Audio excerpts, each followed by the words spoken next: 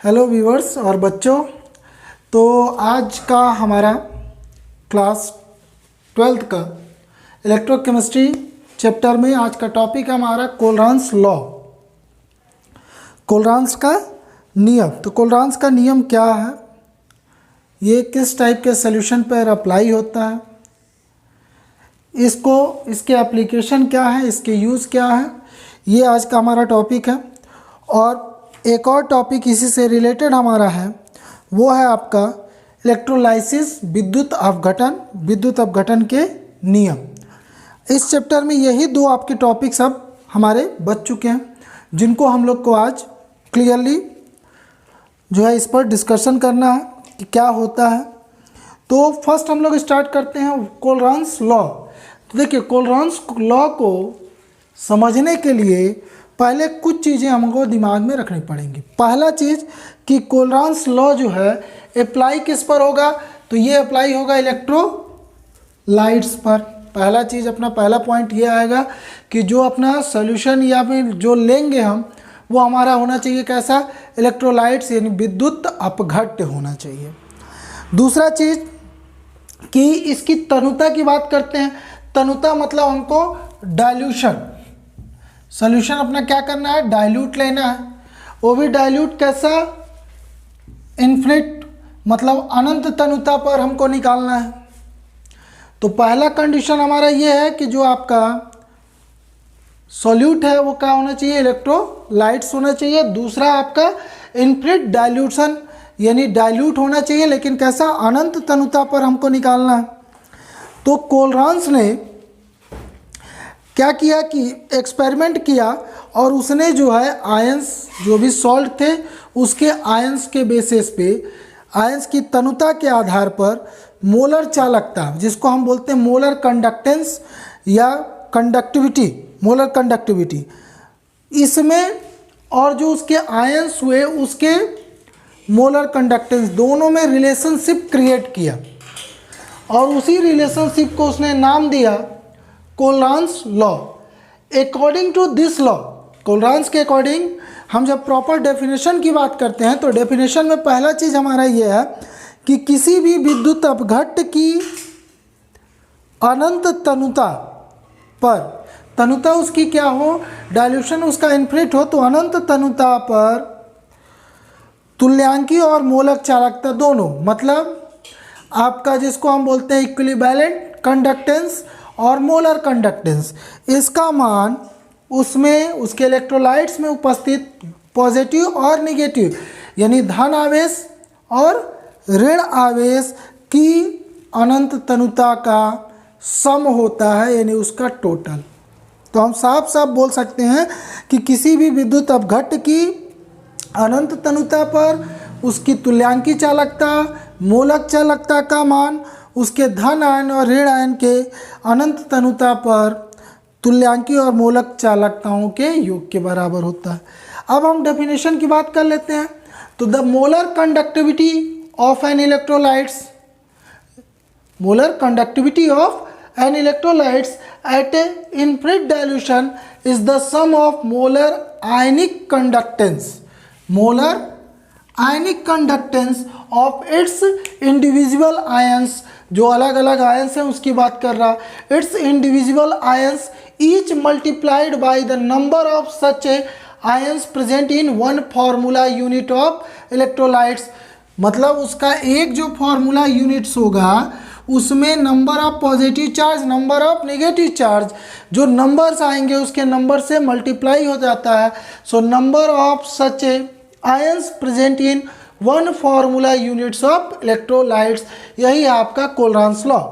अब इसके according formula ये अपना बनता है लैम्डा एम एट इन्फिनिट। तो ये जो है आपका लैम्डा, ये कंडक्टिविटी को डिनोट करता है। स्मॉल एम मोलर, तो ये हो जाएगा आपका molar conductivity at infinite dilution is equal to the nu plus lambda plus at infinite plus nu minus into lambda minus at infinite। तो इसका मतलब ये हुआ कि यहाँ न्यू पॉजिटिव चार्ज और ये न्यू के साथ जो निगेटिव चार्ज लगाए हैं ये आपका है number of positive and negative ions. Lambda positive at a infinite मतलब एट ए इन्फिनिट डाइल्यूशन यानी अनंत तनुता पर क्या हो गया, तो ये जो आपका केटायन और ये जो है आपका एनायन, इसकी मोलर चालकता कब आपका किस कंडीशन में, अनंत तनुता पर यानी इन्फिनिट डाइल्यूशन पर, इन दोनों का जो सम आएगा वो आपका कहलाएगा total molar conductivity of an electrolytes. अब एग्जांपल में यहाँ पास देखिएगा डेफिनेशन में लिखा था multiplied by the number of such ions present in one formula unit. तो वन फार्मूला यूनिट यानी उसका जो है फार्मूला इकाई में, तो जैसे है ये है आपका lambda M at infinite NaCl, sodium chloride की मोलर चालकता हमको निकालना है अनंत तनुता पर, is equal to the lambda Na plus charge at infinite plus lambda Cl minus charge at infinite. इन दोनों का जो सम आया वो इसका निकल गया molar conductivity at infinite of sodium chlorides. अब इस सेम आप बात कीजिए molar conductivity of sodium sulphate at infinite. So sodium sulphate it's decompose to 2Na plus charge plus SO4 2 minus charge. So number of positive charge is 2. So in the place of new positive charge we write 2 lambda Na plus at infinite plus lambda sulphate ions at infinite. तो इन दोनों का जो molar conductance of its ion, the sum of molar conductance of its ion is equal to the molar conductance of sodium sulfate at a infinite। यही है आपका कोलरांस law.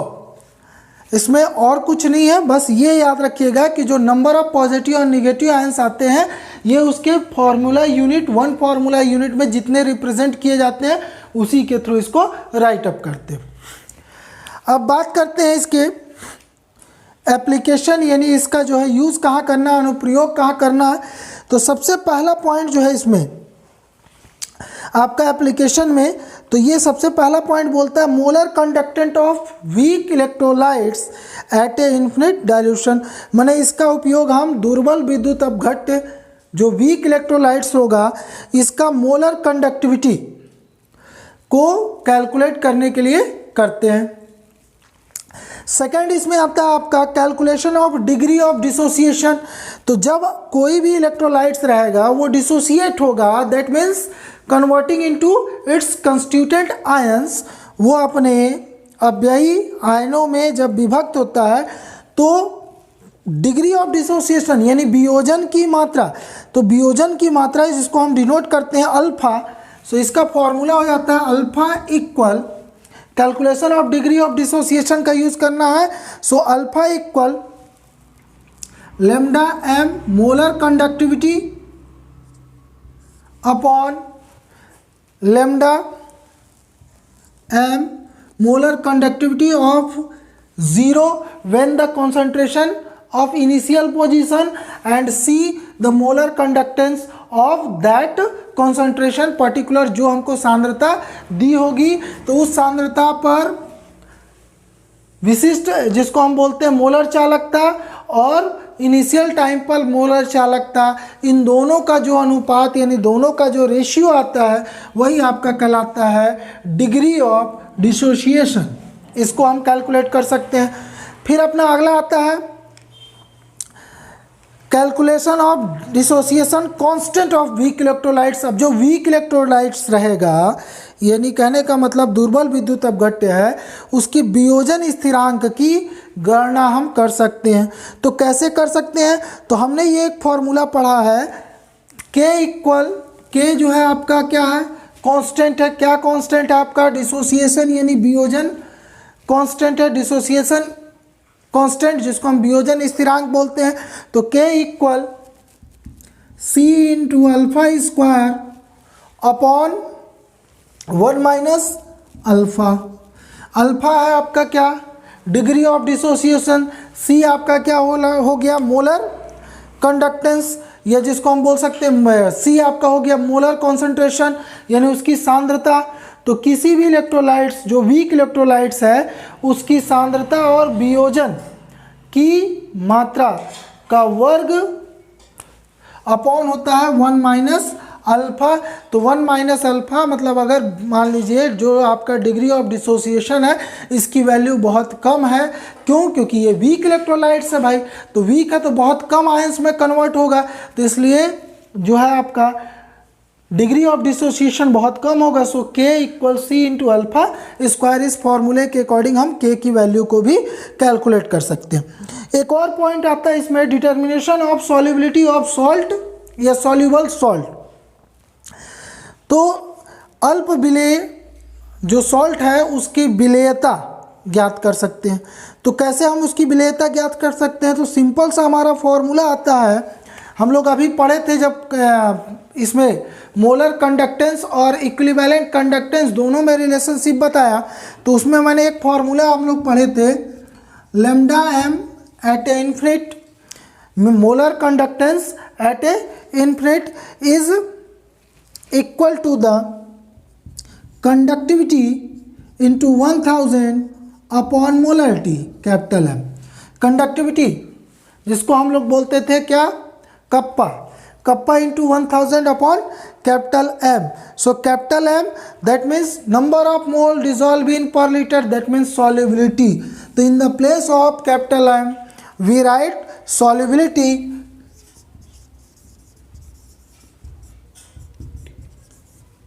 So molar conductance at a infinite के according हम लोग calculate कर सकते हैं determination of solubility of soluble salt. तो solubility is equal to kappa into 1000 upon lambda M at a infinite. तो ये है इसका एप्लीकेशन। इस बेसिस पे हम लोग जो है वो आप कोलरांस लॉ के अकॉर्डिंग इन सब चीज़ों को कैलकुलेट कर। बात करते हैं इलेक्ट्रोलाइसिस, विद्युत अपघटन। तो स्टार्टिंग में ही चैप्टर में मैंने इसके बारे में बताया था आप लोग को, विद्युत अपघटन इलेक्ट्रोलाइसिस होता क्या है। तो इलेक्ट्रोलाइसिस या विद्युत अपघटन एक्चुअल में क्या बोलते हैं कि किसी भी इलेक्ट्रोलाइट्स का मेल्टिंग फॉर्म या फिर जिसमें हम अगर कोई सॉल्यूशन प्रिपेयर कर रहे हैं उसमें हमने इलेक्ट्रोलाइट्स डाला है और उसको डायरेक्ट करंट यानी डीसी करंट अगर सप्लाई करते हैं, तो ऐसे केस में जब डीसी करंट सप्लाई करेंगे तो जो इलेक्ट्रोलाइट्स रहता है वो अपने कंस्टिट्यूटेंट आयंस या केमिकल्स में डिकम्पोज या डिसोसिएट हो जाता है। तो the process of dissociation of electrolytes in constituents ions are called electrolysis. यही है विद्युत अपघटन, यानी किसी भी विद्युत अपघट्य का गलित अवस्था में या फिर दिष्ट धारा प्रवाहित करने पर अपने अव्ययी आयनों में विभक्त होना या टूटने की जो घटना होती है यही आपका कहलाता है इलेक्ट्रोलाइसिस। इलेक्ट्रोलाइसिस में ये जो है आपका पर्टिकुलर जब हम सेल की बात करते हैं तो एक आता है इलेक्ट्रोलाइटिक सेल, जिसको मैंने स्टार्टिंग में आपको बताया था, इलेक्ट्रोकेमिकल सेल, और एक था आपका इलेक्ट्रोलाइटिक सेल। तो इलेक्ट्रोलाइटिक सेल मतलब कोई भी ऐसा सेल जिसमें इलेक्ट्रोलाइसिस का प्रोसेस फॉर्म होता है या जो phenomenon showing of relate to electrolysis, so this types of cell is called electrolytic cell. और ये जो है 2 आयंस में कन्वर्ट हो जाता है electrolytes, cathode, anode, positive terminal, negative terminals, तो वही आपका कहलाता है इलेक्ट्रोलाइसिस। इलेक्ट्रोलाइसिस जब टर्म्स या टर्मोलॉजी यूज़ करते हैं तो इसमें हमारा एक और जो है बहुत इंपॉर्टेंट टर्म्स आता है फेराडे कांस्टेंट या फेराडे। तो एक्चुअल में फेराडे कांस्टेंट या फेराडे होता क्या है, तो जब हम बात फेराडे की करते हैं तो एक्चुअल में suppose in electrolysis of molten form of sodium chlorides, the passes one electron produce 1 atoms of solution NaCl से Na प्लस चार्ज हो रहा, मतलब दैट मीन्स लूजिंग 1 इलेक्ट्रॉन। अगर हम Na प्लस चार्ज है इसको 1 इलेक्ट्रॉन एक्सेप्ट कराते हैं तो ये कन्वर्ट हो गया किसमें, Na सॉलिड 1 एटम्स, सोडियम का ये 1 एटम्स कन्वर्ट कर रहा। So that means it's produce 1 mole of sodium atoms. Number of मोल तो ये कितना है, 1 मोल। सो 1 it's produce 1 mole of sodium atoms when the gain 1 mole of electron. 1 mole electron gain कर रहा तो ये आपका 1 मोल सोडियम एटम्स प्रोड्यूस कर रहा। तो जब हम इसकी बात करते हैं तो एक्चुअल में यहाँ नंबर ऑफ इलेक्ट्रॉन, तो हमको मालूम है नंबर ऑफ इलेक्ट्रॉन पर जो चार्ज होता है अपना, तो वो चार्ज आपका क्या होता है, तो 1 electron have 1.6 into 10 to power -19 coulomb. ये जो है आपका इस पर चार्ज आ गया एंड 1 इलेक्ट्रॉन पर ये नंबर ऑफ चार्ज हुआ। अब 1 मोल ऑफ इलेक्ट्रॉन अगर हम बोलते हैं 1 मोल ऑफ इलेक्ट्रॉन या 1 मोल, तो 1 मोल को जब नंबर ऑफ पार्टिकल्स में कन्वर्ट करते हैं तो अपना आता है क्या, Avogadro number. So 1 mole of electron equal 6.022 into 10 to power 23 particles आ गया, या इसको पर मोल बोल सकते हैं।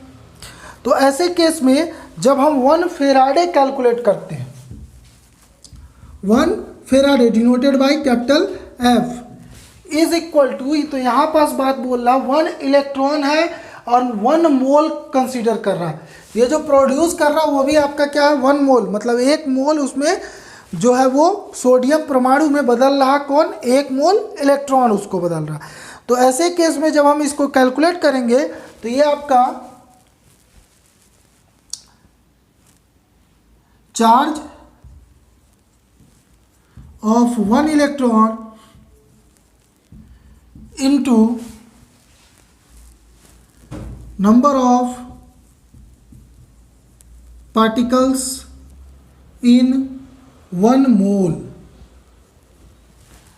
So 1.6 into 10 to power -19 into 6.022 into 10 to power 23।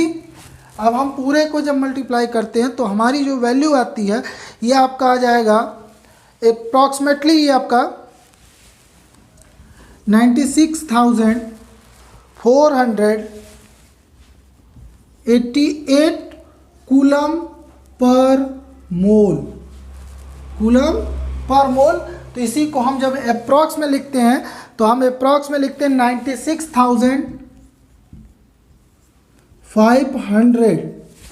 96,500 coulomb per मोल। ये आता है 1 faraday, the value of 1 faraday. तो 1 फेराडे यही वैल्यू है। This value is a constant, so that's called Faraday constant and represented by capital F। सो 1F equal 96,500 coulomb per mole. और इसको हम कैलकुलेट कैसे करते हैं, तो ये आपका आता है charge of 1 electron into number of particles in 1 मोल, या number of electron in 1 moles, जितने भी मोल्स में 1 मोल्स में जितने भी नंबर ऑफ पार्टिकल्स रहेंगे उससे मल्टीप्लाई कर देंगे। तो इस पर्टिकुलर वैल्यू को हम बोलते हैं Faraday. And the honour of Faraday's law या Faraday constant is Michael Faraday, who discover the law of electrolysis. अब इन्होंने, कौन, माइकल फेराडे ने डिस्कवर किया लॉ ऑफ इलेक्ट्रोलाइसिस। इलेक्ट्रोलाइसिस यानी विद्युत अपघटन के अलग अलग इन्होंने क्या बताया, रूल बताया, जिसमें पहला लॉ जो आएगा, the law, first law of electrolysis या Faraday first law of electrolysis, the mass of any substance, mass means weight, the mass of any substance deposit or liberated, या तो उस इलेक्ट्रोड पर जमा होगा या उस इलेक्ट्रोड से निकलेगा। The mass of any substance deposit or liberated at any electrodes is किसी भी इलेक्ट्रोड की बात हो रही है, चाहे वो कैथोड हो या एनोड हो, is directly proportional to the quantity of electricity passed. That means weight, the mass of substance means weight is directly proportional to the charge of electric passed. मतलब जितना उस इलेक्ट्रोड पर इलेक्ट्रिसिटी पास होगा उसके charge के अनुक्रमानुपाती या directly proportional. So W directly proportional to Q. तो जब W directly proportional to Q, इसी को हम लोग हिंदी में क्या बोलते हैं, विलयन में प्रवाहित विद्युत धारा. इलेक्ट्रोलाइसिस, ये विद्युत धारा इलेक्ट्रिसिटी, इसको डिनोट कर रहे हैं Q. तो किसी भी विद्युत अपघट्य के विलयन में विद्युत धारा प्रवाहित करने पर इलेक्ट्रोड पर मुक्त हुआ या फिर जमा हुआ यानी उत्पन्न हुआ जो उसकी मात्रा होगी इलेक्ट्रोड पर, deposit or liberated mass of substance, उसकी जो मात्रा होगी वो उसमें इलेक्ट्रिसिटी यानी विद्युत धारा या चार्ज के डायरेक्टली प्रोपोर्शनल होती है. तो W is directly proportional to Q. So W equal Z into QT. Z is proportionality constant. तो ये जो है आपका एक कांस्टेंट वैल्यू है जिसको हम बोलते हैं इलेक्ट्रोकेमिकल इक्विवेलेंट, विद्युत रासायनिक तुल्यांक Z. और we know that Q equal IT. So W equal Z into IT. तो यहाँ पास W इक्वल हमको मिल गया क्या, Z into IT. So Z equal W upon IT या W अपॉन Q. तो इस बेसिस पे हम जब देखते हैं तो ये हमारा अभी अभी मैंने बताया था Q इक्वल IT. Q क्या है, चार्ज है. तो ये यहाँ पास आ रहा क्या, IT. तो IT के प्लेस पे 1 फेराडे यानी 96,500 कूलम ये चार्ज रख सकते हैं. So 1 coulomb of charge deposit Z is equal to Z की जब हम बात करते हैं यानी इलेक्ट्रोकेमिकल इक्विवेलेंट या फिर जिसको हम बोलते हैं विद्युत रासायनिक तुल्यांक is equal to gram molar mass, gram molar mass upon ये आपका आता है N into 96,500 coulomb charge. N जो है यहाँ पास N is the charge present on the ions. कितने चार्ज हैं, 2 प्लस चार्ज है या 2 माइनस चार्ज है, तो number of charge. So number of charge N into 1 coulomb या 1 Faraday, value of 1 Faraday. Z equal so gram molar mass upon N into 96,500. So gram molar mass upon N, gram molar mass upon N, it is denoted by equivalent mass E. So Z equal E equivalent mass upon 96,500.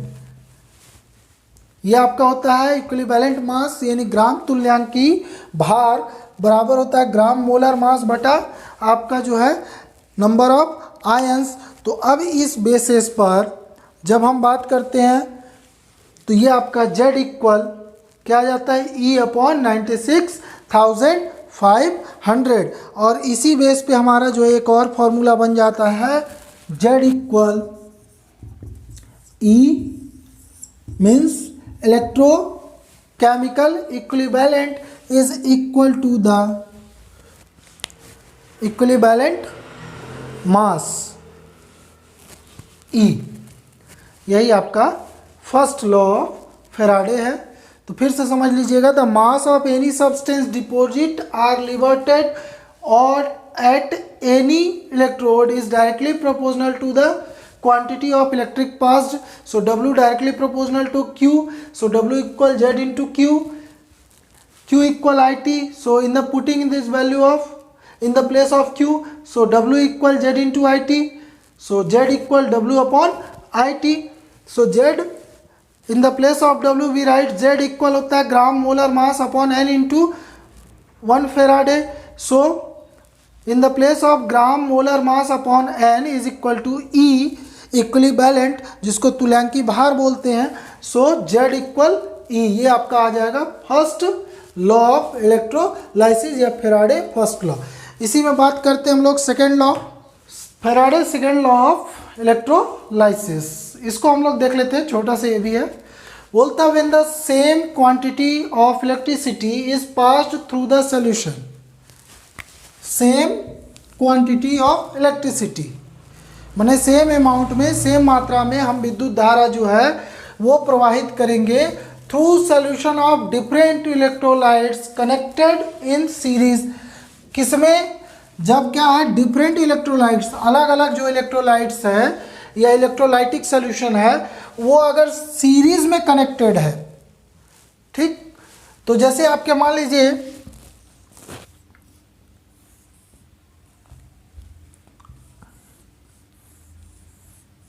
ये आपके different electrolytes हो गए और इनको हमने series में connect कर दिया। यहाँ से जो है आपका ये यहाँ तक सीरीज में हमने कनेक्ट किया और सेम अमाउंट में इसमें जो है हम इलेक्ट्रिसिटी इसमें पास करा रहे हैं।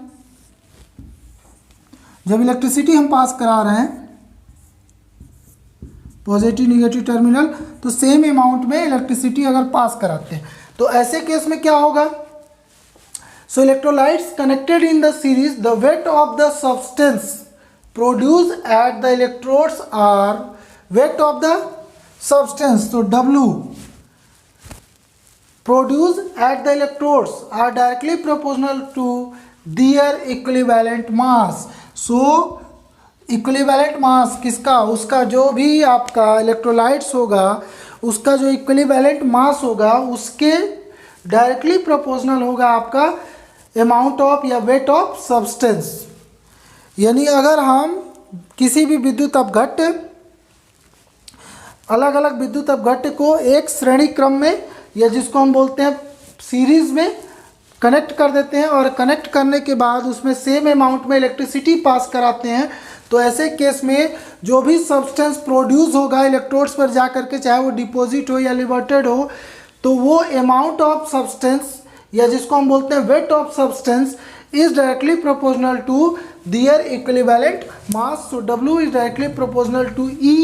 सो W upon E equal constant, ये वैल्यू कांस्टेंट है। अब चूंकि यहाँ पास जो है हमारा इलेक्ट्रोलाइट्स अलग अलग है, सो W1 upon E1 equal W2 upon E2 equal W3 upon E3। तो हम राइट अप कर सकते हैं W1 upon W2 equal E1 upon E2। तो इस बेसिस पे हम लास्ट में ये बोल सकते हैं कि जो भी आपके इलेक्ट्रोलाइट्स हैं उनके वेट का रेशियो इक्विवेलेंट वेट के रेशियो के इक्वल होता है। यही आपका है Faraday second law of electrolysis. तो इलेक्ट्रिसिटी चैप्टर में ये आपको इतना कंप्लीट करना है। ओके गाइस, तो आज ये हमारा इलेक्ट्रिसिटी चैप्टर जो है कंप्लीट हो गया। तो प्लीज़ वीडियो को वॉच कीजिए, राइट कीजिए, नोट्स प्रिपेयर कीजिए और अगर कोई भी आपको डाउट्स होता है तो उसको कमेंट बॉक्स में राइट कीजिए। Okay, thank you.